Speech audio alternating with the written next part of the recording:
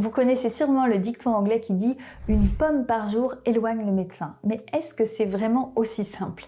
Une pomme contient plus de 100 substances actives bénéfiques, mais certaines personnes devraient éviter d'en consommer tous les jours. Dans cette vidéo, on va plonger ensemble dans les secrets de la pomme, ce qu'elle apporte vraiment, ses effets sur le corps et les erreurs à éviter quand on en consomme. Et pour commencer, je vous propose d'analyser d'un peu plus près ce fruit. Une pomme de taille moyenne pèse environ 150 grammes et apporte autour de 80 calories. Elle est composée de 85% d'eau, ce qui la rend très hydratante. Et côté macronutriments, elle contient principalement des glucides, environ 11 à 12 grammes pour 100 grammes. Par contre, elle ne contient aucune protéine et aucune graisse. C'est donc principalement une source de sucre naturel, mais aussi un petit concentré de vitamines et de minéraux.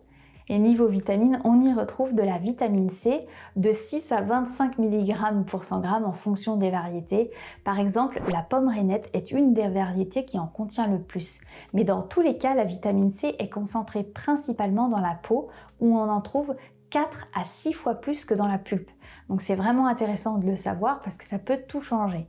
On trouve également de la vitamine A, de la vitamine E et plusieurs vitamines du groupe B qui sont toutes utiles pour l'énergie et le bon fonctionnement de notre corps. On trouve aussi des minéraux comme le potassium, le calcium, du magnésium et aussi en petite quantité des oligo-éléments comme le zinc, le cuivre ou encore le fer. Si on regarde son index glycémique, la pomme est aussi intéressante parce qu'il s'agit d'un fruit à IG bas avec un index de 44, donc bien en dessous du seuil de 55.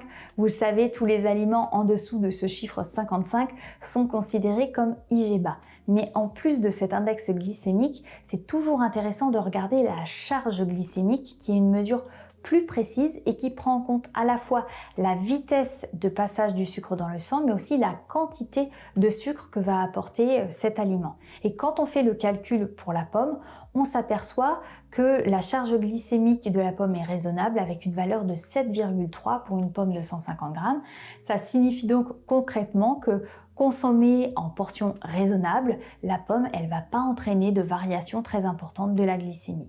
Et puis, en plus de toutes ces valeurs nutritionnelles intéressantes, la pomme, elle cache d'autres atouts qu'on ne soupçonne pas. Et c'est d'ailleurs pas un hasard si c'est le fruit préféré des Français. Et un de ses premiers atouts, c'est sa richesse en antioxydants. Pour vous donner une image, les antioxydants, c'est un petit peu comme des boucliers pour nos cellules. Ils nous protègent des radicaux libres qui sont des molécules instables qui attaquent nos cellules et qui provoquent leur vieillissement prématuré.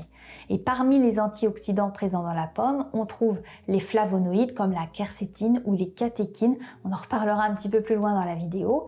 Par contre, pour en profiter là encore au maximum, il est essentiel de manger la pomme avec la peau parce que c'est là que se trouvent la plupart des antioxydants. Mais la pomme, elle a encore d'autres atouts. Par exemple, elle peut être une vraie alliée pour perdre du poids grâce à ses fibres et en particulier grâce à la pectine. Elle va aider à rester rassasié plus longtemps parce que la pectine, c'est une fibre soluble qui absorbe l'eau dans l'estomac et qui se transforme en un gel épais. Ce gel va ralentir la digestion, va prolonger la sensation de satiété. Il va aussi aider à modérer l'absorption des sucres et donc à éviter de faire des pics de glycémie. Et puis comparé à d'autres snacks ou d'autres biscuits, la pomme, elle apporte moins de calories. Donc quand on veut perdre du poids, on cherche généralement à faire un déficit calorique adapté. Donc ça peut aider dans ces cas-là. Et puis les vitamines, les minéraux qu'elle apporte sont dans une structure non transformée puisque c'est un produit brut. Donc quand ils sont comme ça dans la matrice naturelle, ça va être mieux absorbé par le corps. Et puis en plus, en croquant dans une pomme, ça demande de la mastication et ça va aider le cerveau à déclencher plus vite le signal de la satiété. Donc tout ça, ça renforce aussi l'effet coupe-faim de la pomme. La pomme est aussi excellente pour le système digestif parce qu'elle contient deux types de fibres, des fibres solubles comme la pectine et des fibres insolubles. Donc les fibres solubles vont nourrir les bonnes bactéries de notre microbiote, favoriser comme ça une digestion saine, et les fibres insolubles, elles vont ajouter du volume au sel et faciliter le transit. Donc résultat, quand on mange des pommes régulièrement, on peut aider comme ça à avoir un transit plus régulier et des intestins en bonne santé. Et cet atout, les pommes peuvent également être bénéfiques pour le cœur. Les fibres solubles qu'elles contiennent aident à réduire le mauvais cholestérol, alors mauvais entre gros guillemets, ce qu'on appelle le LDL, en bloquant en partie son absorption dans l'intestin. La pomme contient aussi de la quercétine, je vous en ai parlé tout à l'heure. Ce flavonoïde, c'est une molécule qui peut aider à réguler la tension artérielle. Et la pomme contient aussi des tanins qui vont contribuer à diminuer le cholestérol et à apporter une protection antioxydante. Il y a même des études qui montrent qu'une pomme par jour pourrait réduire les risques d'AVC, d'infarctus et de diabète de type 2. Donc c'est quand même vraiment intéressant. Mais la pomme n'est pas parfaite non plus, même si elle a de nombreux bienfaits, elle n'est pas toujours idéale dans certains cas, et en particulier chez des personnes qui peuvent être allergiques aux pommes. Alors ça existe surtout en Europe. Les allergies aux pommes sont souvent causées par des protéines qui provoquent des réactions croisées avec des pollens comme celui du bouleau. Il y a environ 2 à 5% de la population qui peut être affectée par ce type d'allergie. Ça peut causer des démangeaisons au niveau de la bouche, mais aussi des réactions plus globales ou plus sérieuses.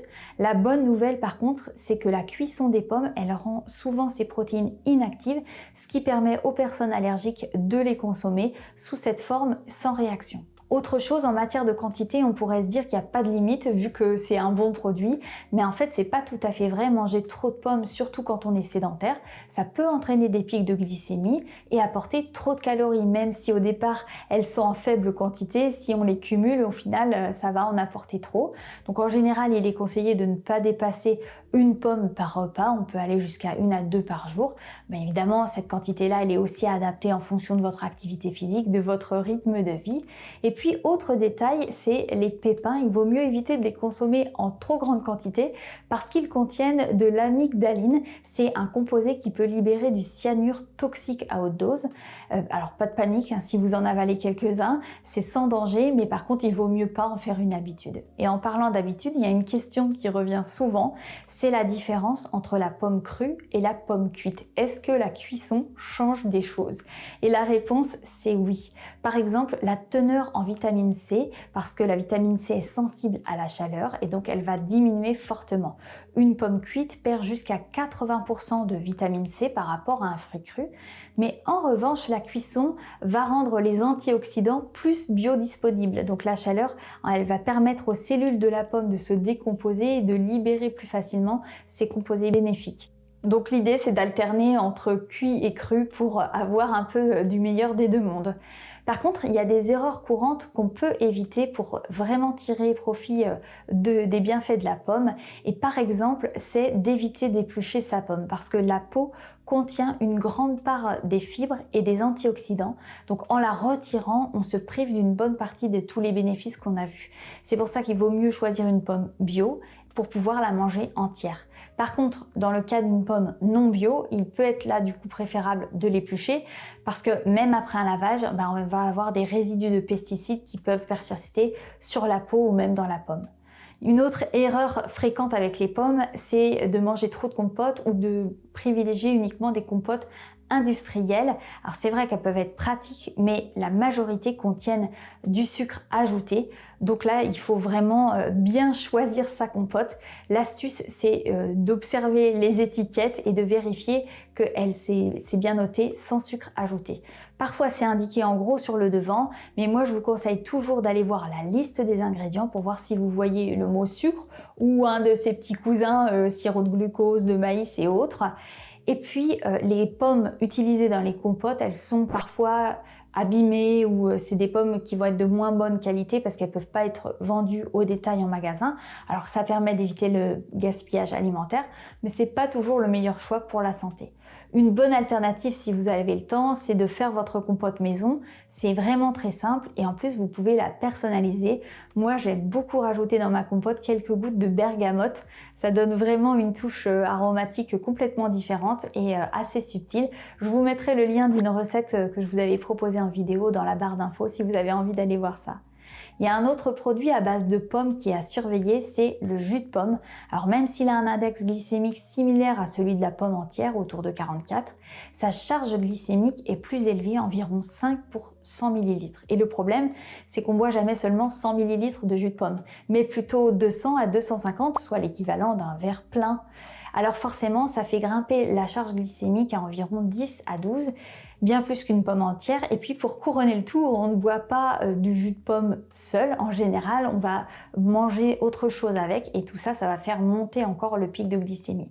Donc en bref, il vaut mieux croquer une pomme et boire un verre d'eau si on a soif que de boire un jus de pomme. Et puis en plus, on va profiter des fibres, de la vitamine C et de tous les autres bienfaits de la pomme entière qu'on a vus, qu'on va pas retrouver dans le jus de pomme.